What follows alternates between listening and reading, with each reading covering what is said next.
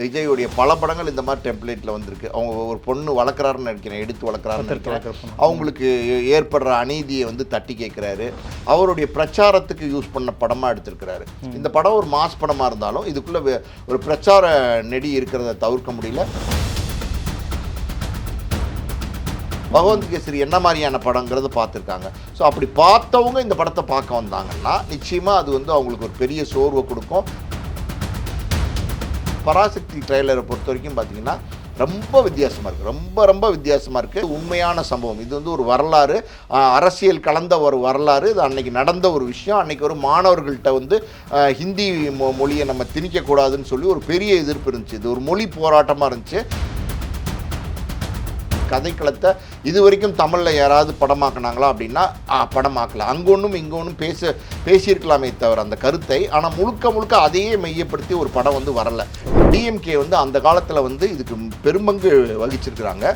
So இந்த படம் இப்போ அவங்க நிறுவனம் கிட்டத்தட்ட ஒரு உறவினர் நிறுவனம்னு சொல்லலாம், ட்ரான் பிக்சர்ஸ், அவங்க சார்பாக எடுக்கப்பட்டு வெளியிடப்படுது. ஸோ அங்கே அரசியல், அவருடைய அரசியல் விஜய் பேசுகிறார், இங்கே இவங்களோட அரசியல் அவங்க டிஎம்கே பேச போகிறாங்க. ஸோ மொத்தத்தில் இது சினிமா தான், 2 ஸ்டார்ஸ் நடிக்கிற படம் தான். இருந்தாலும் இதுக்குள்ளே அரசியல் வந்துருச்சு. அரிசி பொங்கலா அரசியல் பொங்கலானா அரசியல் பொங்கல். ஒரு காலகட்டத்தில் அஜித் ரசிகர்கள், அது பிறகு ரஜினி ரசிகர்கள் மோதிட்டு இருந்த விஜய் ரசிகர்கள் இப்போ ரீசெண்டாக ஜனநாயகன் படத்துடைய ட்ரெய்லர் ஆச்சப்போ மதுரையில் சிவகார்த்திகேயன் பேனரை கீழ்ச்சி போடுறதை நம்ம பார்க்க முடியுது. எனக்கு தெரிஞ்சு பார்த்தீங்கன்னா அப்படி ஒரு போட்டி, அந்த போட்டி வந்து சிவகார்த்திகேயன் மோதுறாரு, அவர் வந்து வீழ்ந்துருவார் அப்படிலாம் சொன்னாங்க. எனக்கு தெரிஞ்சு சிவகார்த்திகேயன் வீழ போகிறது இல்லை, சிவகார்த்திகேயன் எழுந்து நிற்க போகிறாரு. எனக்கு தெரிஞ்சு ஜனநாயகன் தான் வீழ்ச்சியை சந்திக்க போகுதுன்னு நினைக்கிறேன். ஃபில்மிபைட் தமிழ் நேயர்களுக்கு வணக்கம், நான் உங்கள் ரஞ்சித். இன்னும் 4-5 நாட்களில் தமிழ் சினிமாவில் 2 மிக முக்கியமான திரைப்படங்கள் ரிலீஸ் ஆகுது. நடிகர் விஜயனுடைய ஜனநாயகன் மற்றும் சிவகார்த்திகேயனுடைய பராசக்தி.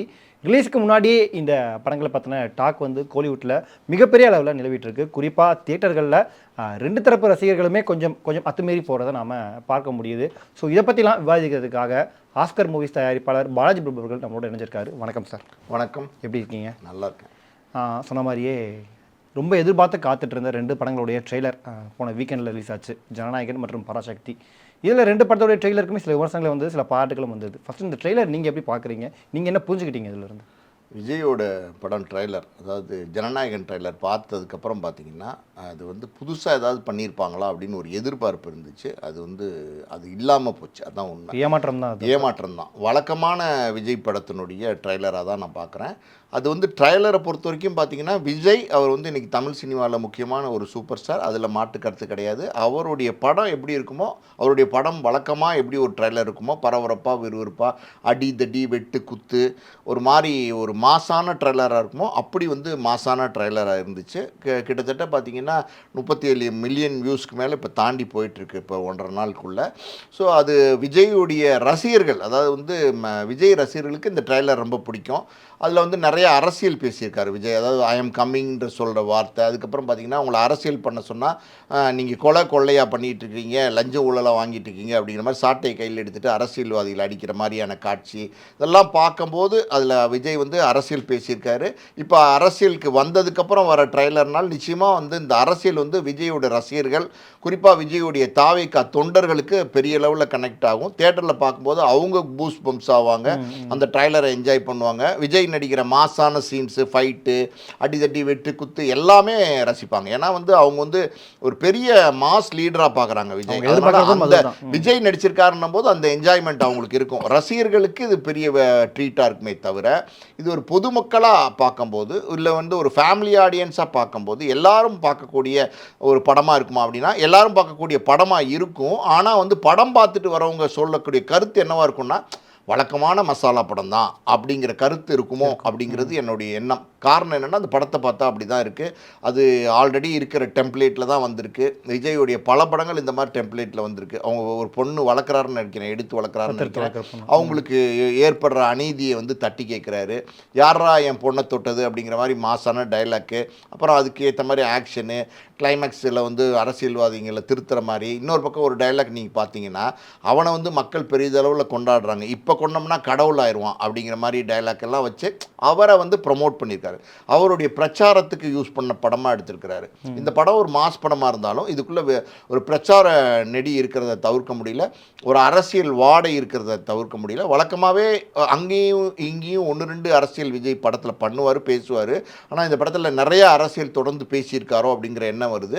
இன்னொரு பக்கம் ட்ரைலரை பார்த்தவங்க, நான் பார்க்கல அந்த பகவந்த் கேசரியை, ஆனால் பகவந்த் கேசரியை பார்த்தவங்களாம் என்ன சொல்கிறாங்கன்னா, அது அப்படியே அச்சு அசலாக எடுத்து வச்சுருக்காங்க. ஒரு காட்சி கூட மாற்றம் இல்லை, டயலாக்லேருந்து எல்லாமே அப்படியே எடுத்து வச்சுருக்காங்க. ஒரு அட்மாஸ்பியர் இருக்குது, ஒரு வீடு இருக்குது, ஒரு ஃபேக்ட்ரி இருக்குன்னா அது அப்படியே இருக்குது. அப்போ பகவந்த் கேசரியில் வந்து பாலையா கட்டியிருக்கிற வாட்ச்சு அது அப்படியே விஜய் வந்து கட்டியிருக்காரு. அங்கே பேசுகிற டயலாக்கு அது இங்கே வந்து விஜய் பேசுகிறாரு அப்படின்னு மாதிரி சொல்கிறாங்க. இதெல்லாம் பார்க்கும்போது பார்த்தீங்கன்னா ஆல்ரெடி பகவந்த் கேசரி அதோட ரீமேக் தான் வந்து ஜனநாயகன் போது கிட்டத்தட்ட பல 50% வந்து பகவந்த் கேசரி போய் பார்த்துருக்காங்க.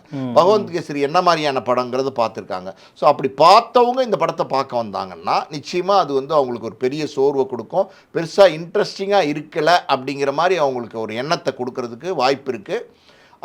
என்ன மாதிரி பார்க்காதவங்க பார்த்தாங்கன்னா ஒருவேளை விறுவிறுப்பாக பரபரப்பாக இருக்கலாம். பட் இருந்தாலும் இது வந்து ஒரு விஜய் ரசிகர்களுக்காண்டி, தாவேகா தொண்டர்களுக்காண்டி எடுக்கப்பட்ட படமாக தான் பார்க்குறேன். ஒரு பொலிட்டிக்கல் கேம்பெயினுக்கான படம். ஆமாம், அது ஒரு பிரச்சார படமாக தான் நான் பார்க்குறேன். பிரச்சார படம்னா பிரச்சாரம் பண்ணுறாரு இதுக்குள்ளே, ஆனால் அது இப்போ வந்து அது தெரியாத அளவுக்கு பண்ணியிருப்பார். மசாலாவும் கமர்ஷியலும் இருக்கும், ஆனால் அது வந்து ரெகுலரான பேட்டர்னில் இருக்குது அப்படிங்கிறது கருத்து. இன்னொரு பக்கம் நீங்கள் கேட்டிங்க பராசக்தி ட்ரைலர் எப்படி இருக்குன்னு கேட்டிங்க. பராசக்தி ட்ரைலரை பொறுத்த வரைக்கும் பார்த்தீங்கன்னா ரொம்ப வித்தியாசமாக இருக்குது. ரொம்ப வித்தியாசமாக இருக்குது. 1.5 நாளில் பார்த்தீங்கன்னா அதுவுமே ஒரு 28 மில்லியன் வந்து தாண்டி போயிட்டுருக்கு. இப்போ அது 37 மில்லியன் ஒரு நாளைக்கு முன்னாடி வந்துருச்சு ஜனநாயகன். இது நேற்றுக்கு தான் வந்துச்சு. கிட்டத்தட்ட 27 மில்லியன் தாண்டி போகுதுன்னும் போது அதுவுமே பெரிய ரீச் ஆகிருக்குன்னு தான் நம்ம பார்க்கணும். இப்போ பெரிய அந்த ட்ரைலரை பார்க்கும்போது அந்த படம் வந்து புதுசாக இருக்கிற மாதிரி தெரியுது, கலர் வந்து புதுசாக இருக்கிற மாதிரி இருக்குது. டோட்டலாக அந்த பிக்சரைசேஷன்லாம் பார்க்கும்போது, அந்த மேக்கிங்லாம் பார்க்கும்போது ஏதோ ஒரு நல்ல அழுத்தமான கதையை சொல்கிறாங்களோ அப்படின்னு தோணுது. ஆக்சுவலி பார்த்திங்கன்னா இது 65-67 காலகட்டங்களில் நடந்த ஹிந்தி எதிர்ப்பு போராட்டம் இல்லை அப்படிங்கிறத தெளிவாக அவங்க சொல்கிறாங்க. ஹிந்தி திணிப்பை எதிர்த்து போராடுற போராட்டம் அப்படிங்கிறத படத்தில் வந்து ரொம்ப தெளிவாக சொல்கிறாங்க. அப்போ இது வந்து உண்மையான சம்பவம், இது வந்து ஒரு வரலாறு, அரசியல் கலந்த ஒரு வரலாறு. இது அன்னைக்கு நடந்த ஒரு விஷயம். அன்னைக்கு ஒரு மாணவர்கள்ட்ட வந்து ஹிந்தி மொழியை நம்ம திணிக்கக்கூடாதுன்னு சொல்லி ஒரு பெரிய எதிர்ப்பு இருந்துச்சு. இது ஒரு மொழி போராட்டமாக இருந்துச்சு. அந்த மொழி போராட்டத்தில் வந்து மாணவர்கள் வந்து அந்த போராட்டத்தை கையில் எடுத்து போராடினாங்க. அது ஒரு பெரிய ஒரு அன்னைக்கு வந்து மிகப்பெரிய ஒரு பரபரப்பான ஒரு போராட்டமாக இருந்துச்சு. பெரிய பேச்சு பொருளாக இருந்துச்சு 67-65 காலகட்டங்களில். அப்படி ஒரு போராட்டம், அது நடந்த ஒரு சம்பவம். அன்னைக்கு வந்து பார்த்திங்கன்னா பொள்ளாச்சியிலாம் கிட்டத்தட்ட துணை இராணுவத்தை இறங்கி ஒரு 300 பேருக்கு மேலே சுட்டு கொண்டிருக்கதா சொல்கிறாங்க. ஆனால் இங்கே பார்த்தீங்கன்னா ஒரு 500 பேர் கூட சொல்கிறாங்க. ஆனால் இங்கே பார்த்தீங்கன்னா ஒரு கணக்காக வந்து ஒரு 70-80 பேர் தான் காமிச்சிருக்காங்க. ஸோ இதெல்லாமே படத்துக்குள்ளே இருக்கிற மாதிரி தெரியுது. முழுக்க ஒரு ஹிந்தி திணிப்பை எதிர்த்து போராடுற அந்த கதைக்களத்தை இது வரைக்கும் தமிழில் யாராவது படமாக்குனாங்களா அப்படின்னா படமாக்கல. அங்கே ஒன்றும் இங்கே ஒன்றும் பேசியிருக்கலாமே தவிர அந்த கருத்தை. ஆனால் முழுக்க அதையே மையப்படுத்தி ஒரு படம் வந்து வரல. ஒரு வரலாறே நம்ம கண் முன்னாடி காட்ட போகிறாங்க. ஆமாம், முழுசாக வந்து அந்த போராட்டம் என்ன அன்றைக்கி ஏன் நடந்துச்சு, அந்த மொழி போராட்டம்னும் போது இப்போ இன்றைக்கும் அது கனெக்ட் ஆகும். ஏன் கனெக்ட் ஆகும் அப்படின்னா இன்றைக்கும் நம்ம வந்து ஹிந்தி திணிப்பை எதிர்த்து நம்மளுடைய போராட்டங்கள் இருந்துக்கிட்டு தான் இருக்குது. பெருசாக அது போராட்டமாக இல்லைனாலும், அதாவது நெருப்பு அணைஞ்சிட்டாலும் அந்த கங்குனுடைய சூடு இருக்குது பார்த்திங்களா, அது இன்னும் அணையாமல் தான் இருக்குது. ஸோ அந்த மத்திய அரசினுடைய கொள்கை இன்னமும் அப்படி தான் இருக்குது. நம்ம மாநில அரசு அதை எதிர்த்து தான் இன்னமும் குரல் கொடுத்துட்ருக்காங்க. ஸோ கிட்டத்தட்ட 60 வருஷத்துக்கு மேலே இது வந்து சரி செய்யப்படாத, அதுக்கு ஒரு விடை கிடைக்காத ஒரு விஷயமா இருக்குது. அந்த விஷயம் வந்து இன்றைக்கி இருக்கிற ஜென்ரேஷன் அவங்கெல்லாம் இதை அறிஞ்சிருக்கவே மாட்டாங்க. குறிப்பாக 2K கிட்ஸு, ஜென்சி கிட்ஸ் எல்லாம் இருக்காங்க பார்த்தீங்களா, அவங்களாம் இதை அறிஞ்சிருக்கவே மாட்டாங்க. இன்னொரு பக்கம் பார்த்தீங்கன்னா ஆர்ட் டிபார்ட்மெண்ட் பாராட்டணும். அவங்க அவ்வளோ அருமையாக தத்ரூபமாக அந்த 65 காலகட்டங்களில் கண்ணுக்கு முன்னாடி கொண்டு வந்திருக்காங்க. ஒரு உதாரணம் சொல்லணும்னா, அது ட்ரெயினில் வந்து சிவகார்த்திகேயன் வராரு, அந்த மதுரை ஸ்டேஷனில் காமிக்கும்போது அந்த மதுரை ஸ்டேஷனுடைய போர்டு, அது இல்லாமல் பார்த்தீங்கன்னா ஒரு சம்பவம் நடக்கும்போது பின்னாடி வால் போஸ்ட் ஒட்டி இருக்கு. கற்பகம்ன்ற படம் 1963 வந்த படம்னு நினைக்கிறேன். அது வால் போஸ்ட் ஒட்டி இருக்கு. அன்னைக்கு இருந்த வீடு, அன்னைக்கு இருந்த ரோடு, அன்னைக்கு இருந்த பஸ்ஸு, அன்னைக்கு இருந்த மக்கள் உடுத்தின உடை எல்லாமே வந்து பார்த்தீங்கன்னா ஆன்டிக்கா, அதாவது வந்து அன்னைக்கு என்ன இருந்துச்சோ அது அப்படியே தத்ரூபமாக வந்து பண்ணியிருக்காங்க. ரொம்ப மெனக்கெட்டு ரொம்ப நுணுக்கமாக வந்து சுதா கோக்ரா பண்ணியிருக்காங்க. இன்னொரு பக்கம் பார்த்தீங்கன்னா வில்லன் அப்படின்னா வழக்கமாக நம்ம வந்து பிரகாஷ் ராஜோ இல்லை நாசரோ இப்படி பார்த்து பழகியிருக்கோம். இந்த படத்தை பொறுத்த வரைக்கும் பார்த்தீங்கன்னா இதில் வந்து ஜெயம் ரவி வில்லனாக நடிச்சிருக்கார். ஜெயம் ரவி பார்த்தீங்கன்னா அட்டகாசமாக பண்ணியிருக்காரு. அவருடைய ஹேர் ஸ்டைலு, அவருடைய லுக்கு, அப்பியரன்ஸு, அவர் பேசுகிற டைலாக் டெலிவரி எல்லாமே வேறு மாதிரி இருக்குது ஜெயம் ரவியை பார்க்கும்போது. பார்க்கும்போது எனக்கு தெரிஞ்சு பார்த்தீங்கன்னா முதல்ல ஆரம்பத்தில் வந்து அதர்வா வந்து வெறித்தனமாக வந்து பார்த்திங்கன்னா போராளியாக இருப்பார். ஆனால் வந்து சிவகார்த்திகேயன் வந்து அவர் அப்படியே பட்டும் படாமல் இருப்பார். ஆனால் வந்து அதர்வா இந்த இந்த இந்த படத்தில் ஒரு ஸ்டேஜில் இறந்துருவார். அப்படி தான் இருக்கும், அந்த கதை அமைப்பு அப்படி தான் இருக்குது பார்க்கும்போது ட்ரைலரை. அதுக்கப்புறம் தம்பி இறந்துட்டார் இந்த போராட்டத்தில். இன்னொன்று அந்த போராட்டத்தை வந்து சிவகார்த்திகேயன் கையில் எடுப்பார் அப்படிங்கிற மாதிரி தான் இந்த கதை நகர்வு அந்த ட்ரைலரை பார்க்கும்போது அப்படி தான் நமக்கு தோணுது. ஸோ மொத்தத்தில் பார்த்திங்கன்னா இது வந்து ஒரு மியூசிக் ரொம்ப முக்கியம். மியூசிக்கை பொறுத்த வரைக்கும் ஜிவி பிரகாஷ் நல்ல தேர்வு. அதாவது இப்போ நீங்கள் அனிருத் மாதிரி மியூசிக் டேரக்டர் போட்டிங்கன்னு வச்சுக்கோங்களேன், கொஞ்சம் கமர்ஷியல் ஆக்கிடுவாங்க. ஆனால் இது கமர்ஷியலே ஆக்கலை. நீங்கள் இந்த கதையோடு வந்து ட்ராவல் பண்ணும்போது அந்த மியூசிக் வந்து ரொம்ப உயிரோட்டமாக இருக்கணும். அப்போ தான் வந்து உங்களோட வந்து அந்த கதையோடு நீங்கள் வந்து அப்படியே நகர முடியும். இந்த இந்த இந்த அரசியல் வந்து டிஎம்கே வந்து அந்த காலத்தில் வந்து இதுக்கு பெரும்பங்கு வகிச்சிருக்கிறாங்க. ஸோ இந்த படம் இப்போ அவங்க நிறுவனம் கிட்டத்தட்ட ஒரு உறவினர் நிறுவனம்னு சொல்லலாம், ட்ரான் பிக்சர்ஸ், அவங்க சார்பாக எடுக்கப்பட்டு வெளியிடப்படுது. ஸோ அங்கே அவருடைய அரசியல் விஜய் பேசுகிறார், இங்கே இவங்களோட அரசியல் அவங்க டிஎம்கே பேச போகிறாங்க. ஸோ மொத்தத்தில் இது சினிமா தான், 2 ஸ்டார்ஸ் நடிக்கிற படம் தான். இருந்தாலும் இதுக்குள்ளே அரசியல் வந்துருச்சு. அரசியல் பொங்கலானா அரசியல் பொங்கல். நீங்கள் ஜனநாயகம் சொன்னீங்க, அது வந்து டிவிகேவுடைய பொலிட்டிக்கல் கேம்பெயின் படமாக இருக்கும்னா, இப்போ பராசக்தி டிஎம்கேவோட பொலிட்டிக்கல் கேம்பெயின் படமாக இருக்குமா? நிச்சயமாக இந்த டிஎம்கேவோட பொலிட்டிக்கல் கேம்பெயின் படம்னு சொல்கிறத விட இந்த படம் ஆட்டோமேட்டிக்காகவே வந்து உங்களுக்கு அது ஒரு பெரிய ஒரு மைலேஜை கொடுக்கும் டிஎம்கேக்கு. இப்போ வரப்போகிற எலெக்ஷன் இன்னும் 4 மாதத்தில் இருக்கணும் போது இந்த படம் அவங்களுக்கு ஒரு பெரிய மைலேஜை கொடுக்கும். ஓகே. இந்த ட்ரெய்லரில் வந்த பிறகு நிறைய நம்ம முக்கியமான விமர்சனங்களை பார்க்க முடிஞ்சது. அதாவது ட்ரெய்லர் ரிலீஸ் ஆன பிறகு ஜனநாயகன் ட்ரெயிலை பார்த்துட்டு பலவர் பகவந்த் கேசரியோட அதே ரீமேக் தான் பண்ணி வச்சுருந்துருக்காங்க. இன்னொரு பக்கம் பராசக்தி பார்க்கும்போது நம்ம தமிழுக்கு தேவையான விஷயங்கள், தமிழ் மக்கள் போராடின விஷயங்களை காட்சிப்படுத்திருக்காங்க அப்படின்ட்டு ரெண்டையும் கம்பேர் பண்ணுறதை பார்க்க முடியுது. ஓப்பனாகவே சொல்கிறாங்க ஜனநாயகனோட பராசக்தி தான் நல்லா இருக்க போகுது, அதான் ஹிட் ஆகும் அப்படின்ட்டு. நீங்கள் எப்படி நினைக்கிறீங்க இதை? இல்லை, அது காரணம் என்ன அப்படின்னா, அது ஜனநாயகன் வந்து பார்த்திங்கன்னா ஆல்ரெடி இருக்கிற டெம்ப்ளேட்லேயே படம் இருக்குது. இந்த படம் வந்து விஜய் மட்டும் நடிக்கலை, இந்த படம் ரஜினியும் நடிக்கிறாரு, இந்த படம் கமலும் நடிக்கிறாரு, இந்த படம் அஜித்தும் நடிக்கிறாரு. இன்றைக்கி இருக்கிற மாஸ் ஆர்டிஸ்ட் எல்லாருமே, அதாவது ஹீரோ அப்படின்னா அந்த மாஸ் ஹீரோ எல்லாருமே இந்த மாதிரி கதைக்களங்களை தான் தேர்ந்தெடுக்கிறாங்க.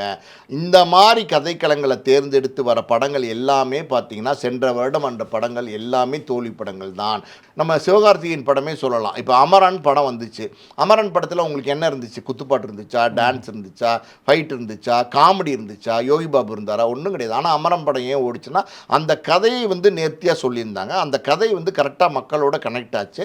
அமரனே வெற்றி அடைஞ்சிருக்கணும் போது இந்த நம்ம பராசக்தியை பொறுத்த வரைக்கும் பார்த்தீங்கன்னா இது விறுவிறுவிறுன்னு இருக்க போகுது. அதில் ஒன்றும் நிச்சயமாக வந்து சொல்கிறாங்க பார்த்தீங்களா, தீ பரவட்டும் அப்படிங்கிறாங்களா, அந்த மாதிரி வந்து ஒரு நெருப்பு வந்து இதுக்குள்ளே இருக்க போகுது. நெருப்புங்கிறது வந்து ஃபயர் ஒன்று உள்ளுக்குள்ளே இருக்க போகுது. அது அடுத்தடுத்த காட்சிகள் வந்து விறுவிறுப்பாக நகர்த்த போகுது. படமே விறுவிறுவிறுன்னு இருக்கும்போது அமரன் வந்து சைலண்டாக இருந்த படமே வந்து பெருசாக வெற்றி அடைஞ்ச போது விறுவிறுவிறுன்னு இருக்குது. ரெண்டாவது பார்த்தீங்கன்னா நீங்கள் வந்து சிவகார்த்திகேயன், அப்புறம் அதர்வா, அப்புறம் ஜெயம் ரவி, ஸ்ரீலீலா எல்லாம் மிக்ஸ் பண்ணியிருக்காங்க. ஆர்டிஸ்ட்லாம் பெரிய பெரிய ஆர்டிஸ்ட் இருக்காங்க. ஒரு காம்பினேஷன் இருக்குது, பெரிய காம்பினேஷன் இருக்குது. அதனால் இது நிச்சயமாக ஒரு பரபரப்பை ஏற்படுத்தும். அதில் வந்து எந்த விதமான சந்தேகம் இல்லை. அந்த வகையில் பார்த்தீங்கன்னா இந்த ட்ரைலர் வந்து ஒரு பெரிய ஒரு எதிர்பார்ப்பை உருவாக்கியிருக்கு. இந்த 2 படமும் மோத போதுன்னும் போது எந்த படம் வந்து பெருசாக நிற்க போகுது அப்படின்னா, எனக்கு தெரிஞ்சு பார்த்தீங்கன்னா அப்படி ஒரு போட்டி, அந்த போட்டி வந்து சிவகார்த்திகேயன் மோதுறாரு, அவர் வந்து வீழ்ந்துருவார் அப்படிலாம் சொன்னாங்க. எனக்கு தெரிஞ்சு சிவகார்த்திகேயன் வீழ போகிறதில்ல, சிவகார்த்திகேயன் எழுந்து நிற்க போகிறாரு. எனக்கு தெரிஞ்சு ஜனநாயகன் தான் வீழ்ச்சியை சந்திக்க போகுதுன்னு நினைக்கிறேன். இப்போ பராசக்தி தான் இந்த பொங்கலுடைய வின்னர்னு சொல்ல வரீங்க? அப்படி நம்ம முழுக்கா இப்போ வந்து தீர்மானிக்க முடியாது. நான் முதல்ல சொன்ன மாதிரி பார்த்தீங்கன்னா நம்ம யாரையும் குறைத்து மதிப்பிடலாம் இல்லை. இப்போ விஜயை பொறுத்த வரைக்கும் ஒரு மாசான ஆர்டிஸ்ட்டு, அவருக்கான ஓப்பனிங்லாம் இருக்கத்தான் போகுது, அதுலாம் எந்த சந்தேகம் கிடையாது. ஆனால் பார்த்த படம் மாதிரியே இருக்குன்னும் போது அதில் ஒரு சோர்வும் தொய்வும் இருக்கும். அது பெருசாக அடடா இப்படி இருக்கே படம் அப்படிங்கிற ஒரு பேச்சு இல்லாமல் இருக்கும். அதே நேரத்தில் இந்த படம் அடுத்த நாளே வேறு வருதா, அதனால் வந்து இது சூப்பராக இருக்குன்ற டாக் வெளியில் வந்துருச்சுன்னா இது பிக்கப் ஆகிரும் பெருசாக. அப்படின்னும் போது இதுதான் வெற்றி அடைகிறதுக்கு வாய்ப்பு இருக்குதுன்னு நான் நினைக்கிறேன். ஓகே சார், இந்த படங்களை பற்றி பேசிகிட்டு இருக்கப்போ ரசிகர்கள் பற்றியும் பேசணும்னு நினைக்கிறேன். ஏன்னா இப்போ ஜனநாயகன் படத்துடைய ட்ரெய்லர் ரிலீஸ் ஆச்சு, அடுத்த நாள் தான் பராசக்தி ரிலீஸ் ஆகுது. ரிலீஸ் கூட முன்னப்பின தான் பண்ணுறாங்க. ஒரு காலகட்டத்தில் அஜித் ரசிகர்கள், அதுக்கு பிறகு ரஜினி ரசிகர்களோட மோதிட்டு இருந்த விஜய் ரசிகர்கள், இப்போ ரீசெண்டாக ஜனநாயகன் படத்துடைய ட்ரெய்லர் ஆச்சப்போ மதுரையில் சிவகார்த்திகேயன் பேனரை கிழிச்சு போடுறதை நம்ம பார்க்க முடிஞ்சது. இது எப்படி சரியா? அது ஏன் அவங்க இப்படி பண்ணுறாங்க? இது முதல்ல சார், இது வந்து முழுக்க சினிமா சார். இந்த சினிமாக்குள்ளே தவிர்க்க முடியாமல் இந்த பொங்கலுக்கு அரசியலும் வந்துருச்சு உள்ள. சினிமா இப்போ வந்து அரசியலாக மாற்றிட்டாங்க கிட்டத்தட்ட. ஆனால் இது எல்லாமே பார்த்திங்கன்னா இந்த மேலெடுத்து போட்டியாக தான் இருக்கணுமே தவிர ரசிகர்கள் இதை வந்து பெருசாக அவங்க வந்து உள்ளே கனெக்ட் பண்ணிக்க வேண்டிய அவசியமே கிடையாது. ஒரு விஜய் ரசிகராக இருந்தாலும் சரி, அஜித் ரசிகராக இருந்தாலும் சரி, ரஜினி ரசிகராக இருந்தாலும் சரி, அவங்க வந்து படத்தை பார்க்குறதுக்கு அவங்க வந்து கிளாப் பண்ணி விசில் பண்ணி நல்லா இருந்துச்சு படம் அப்படின்னா என்ஜாய் பண்ணிவிட்டு அதை விட அவங்க வந்து கடந்து போகிறது தான் வந்து சரியே தவிர அவங்க அடுத்த வந்து என்னுடைய தலைவனுடைய படத்துக்கு எதிர்ப்பாக வந்துட்டியா போட்டி வந்துட்டியா அப்படிங்கிற ஒரு வாதம் இருக்குது பார்த்தீங்களா, அதுக்குள்ளே போகவே கூடாது. சிவகார்த்திகேயனும் வந்து பார்த்தீங்கன்னா அப்படி வந்து ஒரு வாதத்துக்குள்ளே அவருடைய ரசிகர்களும் போகக்கூடாது. ரெண்டுமே வந்து இது 100க்கு 100 வந்து இது தவறு. அந்த சோஷியல் மீடியா அப்படிங்கிறது இன்றைக்கி வந்து கூர்மையான ஆயுதமாக இருக்குது. இன்றைக்கி ரொம்ப கூர்மையான ஆயுதமாக இருக்குது. அதை தான் இன்றைக்கி எல்லாருமே பயன்படுத்துகிறாங்க. அப்படி இருக்கும்போது அந்த சோஷியல் மீடியாவை அந்த கூர்மையான ஆயுதத்தை நீங்கள் எப்படி பயன்படுத்துகிறீங்க அப்படின்னு ஒன்று இருக்குது. ஆனால் இன்றைக்கி இருக்கிறவங்க என்ன பண்ணுறாங்கன்னா அவங்களுடைய வன்மத்தை கக்கிறதுக்கு, ஒருத்தர் மேலே இருக்கிற வெறுப்பை காட்டுறதுக்கு, கோவத்தை காட்டுறதுக்கு, அந்த மாதிரியான விஷயங்களுக்கு தான் இன்றைக்கி வந்து பயன்படுத்துகிறாங்க சோஷியல் மீடியாவை. இது வந்து ஒரு தவறான போக்கு. இந்த போக்கு வந்து தொடர்ந்து நடந்துகிட்ருக்கு. இந்த போக்குக்கு நடிகர்களும் ஒரு காரணம். எப்படி காரணம் அப்படின்னா தங்களுடைய படங்களை ப்ரமோட் பண்ணுறதுக்கு அவங்களுக்கு அனுமதி உண்டு, அவங்க பண்ணலாம், அது தப்பு கிடையாது. ஆனால் எதிராளியோட படத்தை வந்து தோக்கடிக்கிறதுக்காண்டி பணம் கொடுத்து நிறைய பேர் விஷமத்தனங்கள் சோஷியல் மீடியா எழுத்து ஆயுதங்களை பயன்படுத்தி இன்றைக்கி வந்து பல பேரை வீழ்த்த முயற்சி செய்கிறாங்க. பல நேரங்களில் அது தொடர்ந்து நடந்துக்கிட்டு தான் இருக்குது. இப்போ பார்த்தீங்கன்னா இந்த படம் ரெண்டும் ஒன்றா வரப்போகுதுன்னொன்னே கிட்டத்தட்ட ஒரு மாதமாகவே இதுதான் பேச்சு பொருள். அதாவது வந்து எங்கள் அண்ணன் உனக்கு துப்பாக்கியை கொடுத்தாரு, எங்கள் அண்ணனுக்கு போட்டியாகவே நீ வரையா, என்ன தைரியம் இருக்குது, நீ நன்றி கெட்ட வேண்டாம், நீ துரோகிடா அப்படிலாம் விமர்சனம் பண்ணுறாங்க. நான் என்ன கேட்குறேன், அந்த துப்பாக்கி கொடுத்தது நெஜ துப்பாக்கியை வந்து சிவகார்த்திகேயன் கையில் கொடுத்தாரா? அது கோட்டுங்கிற ஒரு படத்தில் அந்த சிவகார்த்திகேயன் வந்து ஒரு கேமியாவை நடிச்சிருந்தார். கடைசியில் வந்து எண்டில் வந்து ஒரு காட்சி, அந்த காட்சி அமைப்பில் அவர் துப்பாக்கியை கொடுத்துட்டு போனார். அது படம், அது படத்தினுடைய காட்சி, அது வந்து உண்மை கிடையாது அப்படிங்கிறத உணர மாட்டேங்கிறாங்க. அது உண்மையா என்னமோ சிவகார்த்திகேயனுக்கு வந்து விஜய் பெரிய உதவி செஞ்ச மாதிரியும், சிவகார்த்திகேயன் வந்து விஜய் வந்து வாழ்க்கையில் பெருசாக அவர் வர்றதுக்கு வந்து தூக்கி விட்டு ஹெல்ப் பண்ண மாதிரியும் அப்படிலாம் பேசுகிறாங்க. அப்படிலாம் எதுவுமே கிடையாது. ஏன் யாரும் போட்டியாக வரக்கூடாதுன்னு இப்படி சொல்ல முடியும்? ரஜினி வந்து விஜய் உள்ள நுழையும் போதே ஒரு சூப்பர் ஸ்டாராக இருக்கார். விஜய் 92 நுழையும் போதே ரஜினி சூப்பர் ஸ்டார். இப்போ ரஜினிக்கும் விஜய்க்கும் இன்றைக்கி நேரடி போட்டி வருது இல்லை, ரஜினி படம் விஜய் படம் ரெண்டுக்கும் போட்டி வருது இல்லை, ரெண்டு ரசிகர்கள் வந்து இன்றைக்கி போட்டியாக நினைக்கிறாங்கல்ல. அப்போ வந்து சிவகார்த்திகேயனும் விஜயும் ஒன்றா சமமாக வந்துட்டாங்கிறத நீங்கள் எப்படி ஒத்துக்க மாட்டீங்க? நான் சொல்கிறது போட்டி அளவில், அதுக்கு மேலே வன்மம் பொறாமல் அதெல்லாம் இன்றைக்கி இருந்துகிட்ருக்கு. நான் போட்டி அளவில் ரஜினி விஜயா அப்படின்னா ரெண்டு பேருமே இன்றைக்கி டாப் ஸ்டார்ஸ் தான், அதை நீங்கள் ஒத்துக்கிறீங்கல்ல. இப்போ ரஜினி எவ்வளோ வருஷத்துக்கு முன்னாடி வந்தார், எவ்வளோ அனுபவம் உள்ளவர், எவ்வளோ வயதில் மூத்தவர், அவர் சூப்பர் ஸ்டார் இருக்கிற காலத்தில் நீங்கள் உள்ளே வரீங்க. அப்போ நீங்கள் இன்றைக்கி ரஜினியோட சமமாக வந்து விஜய் ரஜினின்னு சொல்லும்போது விஜய் ரசிகர்கள் ரசிக்கிறாங்களா இல்லையா? அப்படி இருக்கும்போது விஜய் சிவகார்த்திகேயன் சொல்லும்போது ஏன் ரசிக்க மாட்டேங்கிறாங்க? விஜய் அஜித்னும் போது ரசிச்சிங்களா ரசிக்கலையா? இப்போ ஏன் இன்றைக்கி அந்த போட்டி வரும்போது அதை வந்து நீங்கள் வந்து அடுத்த தளத்துக்கு கொண்டு போக பார்க்குறீங்க? இது வந்து சார் இந்த படத்தில் மட்டும்தான் அது நடக்குதா அப்படின்னா கிடையாது. இது வந்து ரசிகர்களுடைய மனநிலை அப்படி இருக்குது. ரசிகருடைய மனநிலை அதை அப்படி பண்ணக்கூடாது, அது ரொம்ப தப்பு. படம் என்டர்டைன்மெண்ட், நீங்கள் பார்க்குறீங்க, என்ஜாய் பண்ணுறீங்க. நீங்கள் வந்து அதை தாண்டி வந்து உங்களுக்கு அதில் என்ன தொடர்பு இருக்குன்னு நினைக்கிறீங்க? அந்த எண்ணங்கள் வந்து ரசிகர்களுக்கு வந்து அந்த தெளிவு வந்து ரசிகர்களுக்கு வந்தால் தான் இந்த மாதிரியான சூழ்நிலைகள் வந்து மாறும். இப்போ ரெண்டு படம் ஒன்றா வரும்போது பாருங்களேன் என்னென்ன கூத்து நடக்க போகுதுன்னு. அப்படிலாம் நடக்கக்கூடாது. உண்மையாக சொல்லப்போனால் அப்படிலாம் நடக்கக்கூடாது. இது வந்து ரெண்டு பேருமே நீங்கள் அந்த படம் பார்க்க வந்தவரும் ரசிகர் தான், இந்த படம் பார்க்க வந்தவரும் ரசிகர் தான். அங்கே தள்ளுமுள்ளெல்லாம் அவசியமற்றது, தேவையற்றது. அந்த மனப்பக்குவம், அந்த மனப்புரிதல் இருந்து இவங்க தேட்டருக்கு வந்து எந்த பிரச்சனையும் இல்லாமல், எந்த அசம்பாவிதம் இல்லாமல் ஒரு என்டர்டைன்மெண்ட் காண்டி வந்திருக்கோம். ஒரு பீச்சுக்கு வந்தால் பக்கத்தில் எல்லாரும் தான் இருக்காங்க, அடிச்சுக்கிறோமா? ஒரு பார்க்குக்கு போனால் எல்லாரும் தான் இருக்கிறோம், அடிச்சுக்கிறோமா? அந்த மாதிரி இது ஒரு சினிமான்றது ஒரு மாஸ் என்டர்டெயின்மெண்ட். ஒரு தேட்டருக்கு போகிறோம், ஒரு 2.5 மணி நேரம் 3 மணி நேரம் வந்து என்ஜாய் பண்ண போகிறோம். டிக்கெட் கொடுத்து காசு கொடுத்து டிக்கெட் வாங்குகிறோம், ஜாலியாக பாப்கார்ன் சாப்பிட்டு கூல் ட்ரிங்க்ஸ் குடிச்சிட்டு குடும்பத்தோடு போயிட்டு வரணும். அப்படி தான் நினைக்கணும். அதை தாண்டி நினைக்கும் போது இந்த பிரச்சனைகள் வரதுக்கு வாய்ப்பு இருக்குது. அந்த மாதிரி மனநிலைக்கு வந்து அப்படியெல்லாம் அடிதடியெல்லாம் நடக்கக்கூடாது. அது ரசிகர்கள் அந்த எஜுகேஷன் அவங்களுக்கு வேணும். நிச்சயமாக இந்த மாதிரி நடக்கக்கூடாது அப்படிங்கிறதான் எல்லாருடைய விருப்பமாக இருக்குது. ஸோ படம் ரிலீஸ் ஆக போகுது, 2 படங்களும் எப்படி இருக்க போகுது அப்படிங்கிறது தெரியல. ஸோ படம் ரிலீஸ் ஆன பிறகு திரும்ப நம்ம சந்திச்சு பேசலாம். ரொம்ப நன்றி சார், அவங்க கருத்துக்களை பயந்துக்கிட்டதுக்கு. நன்றி.